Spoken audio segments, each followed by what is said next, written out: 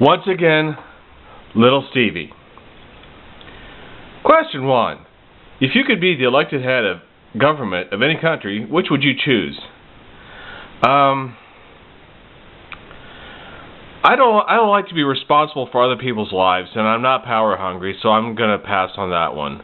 However, I would like to have an island in the middle of the Pacific or the Caribbean where I can have my own mansion, pot field, and Wi-Fi.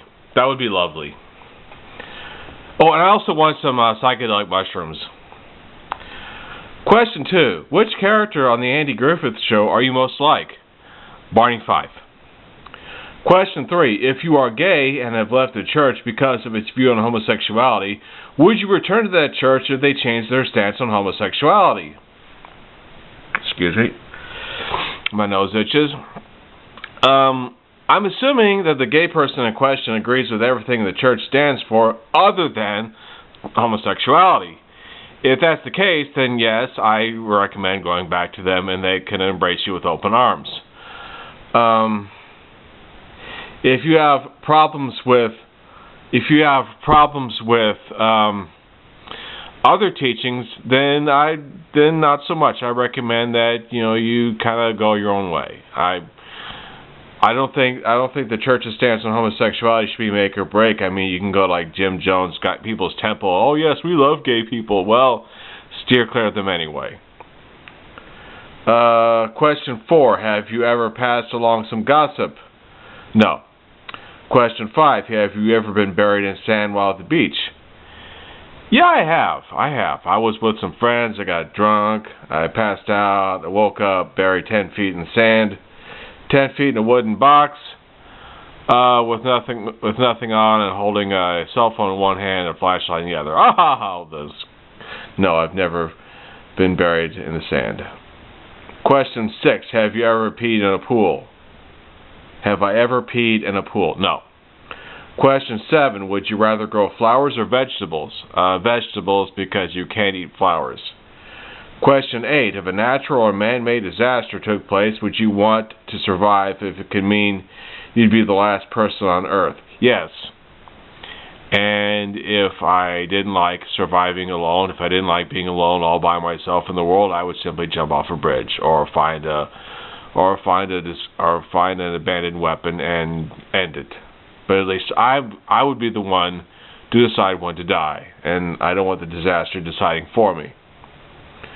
Question 9. Your African safari has gone terribly wrong. Your party has gotten diverted by guerrilla warfare and is now lost in the wastelands. Your guide announces to stave off dehydration, you must commence drinking your own urine.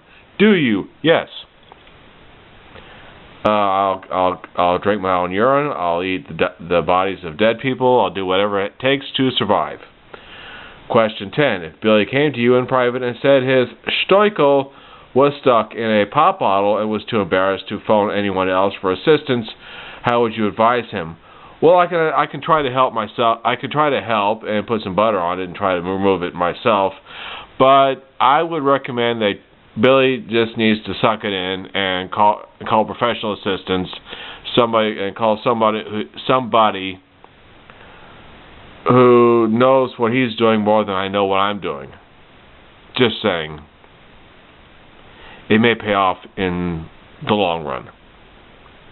Question 11. Do you ever think it's justified to go Lorena Bobbitt and cut off a man's cranny axe?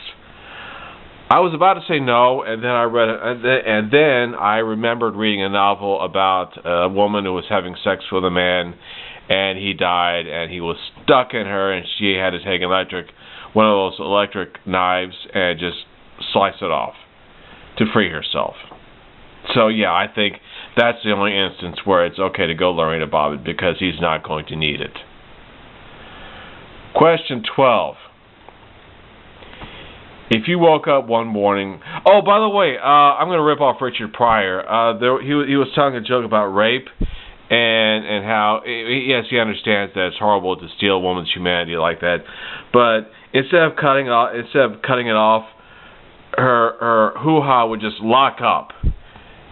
And she wouldn't let go of him. So he had to. Well, anyway.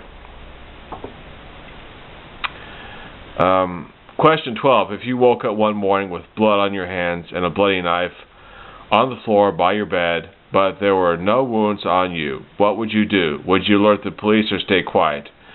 They're going to call me because there's going to be blood somewhere else. If there's blood on my hands, if there's blood on my bed, there's got to be blood somewhere else. So they're going to make the connection. So I might as well contact them first. Question 13. You were doing a Google search one night and discovered that Chris spent time in prison for placing... You were doing a Google search one night and discovered that Chris spent time in prison for placing hidden cameras in men's rooms and was locally known as the infamous Chatham Pickle Peeker. Do you mention anything the next day or keep it to yourself? I'd keep it to myself. Question 14. What do I get out of it? Nothing. Question 14. You work at a mall, and it is part of your job to make announcements over the PA system. You receive a note to announce that Dick Muscle is wanted in ladies' lingerie. Do you make that announcement? Well, I guess if it's official, I might as well go ahead and do it. Dick Muscle? How about Mike Hunt? Mike Hunt is wanted in ladies' lingerie. It's a job. Number 15, the last question. I'm a cooter poodle has asked you over to sample her bearded oysters. When you arrive, the whole place reeks of decomposing flesh. You notice she has scented candles and air fresheners hanging about. Do you say anything about the stench or simply commence to partake in her fur burgers and assorted bikini biscuits? Gross. No, I would leave. I'm leaving. I can't even think of anything clever. If it's smelly, I don't want it. I don't want the fish taco. Coffee. In a girly mug.